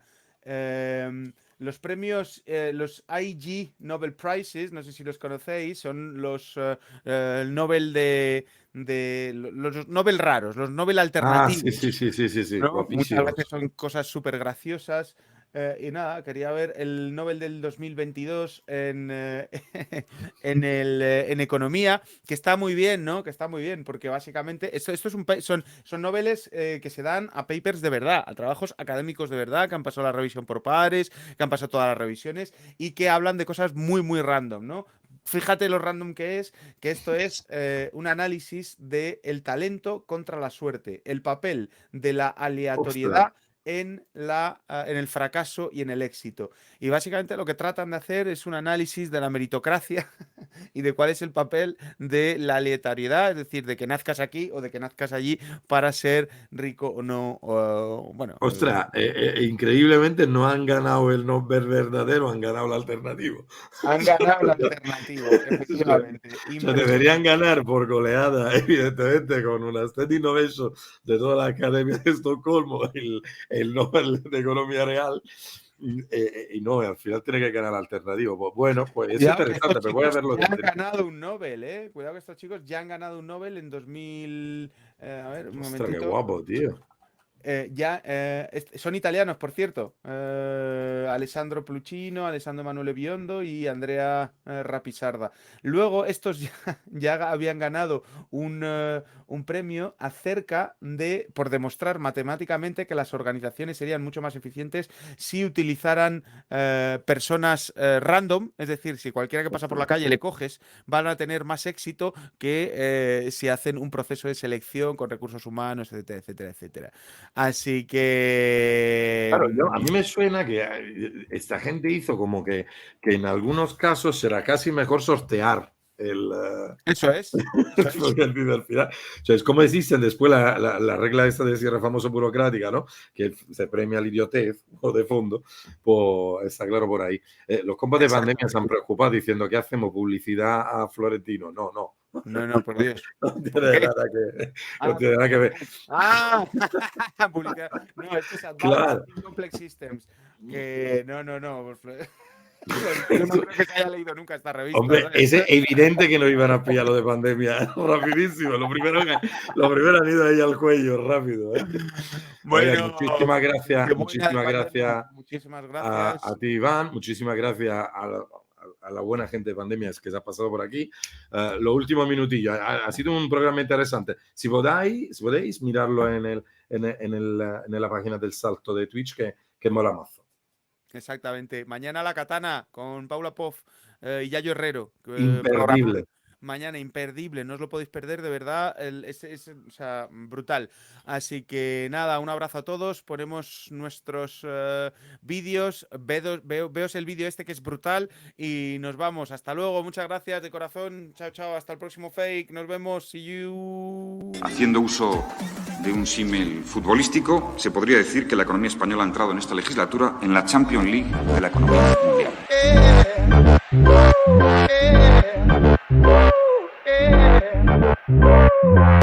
Stop talking economics. Building collapse. Part of the building collapse. Lo siento mucho. Me he equivocado y no volverá a ocurrir. All-time record on investment this last year. The Soviet Union doesn't exist. Para hacer lo mismo que ha hecho Mariano Rajoy, yo creo que ya está Mariano Rajoy y el Partido Popular. Yes or no? No. Es el vecino No, eso es el mercado, amigo. O sea, el que elige al alcalde. Vuelta a hacer máquinas. $10,000 to shave a fucking head. Para excavar ya. Industry had been strangled. Bitcoin is worthless artificial gold. They've created a large class of people who have no possible employment. I am Emilio Botín, chairman of Banco Santander. If you are here tonight, it is because You are a winner.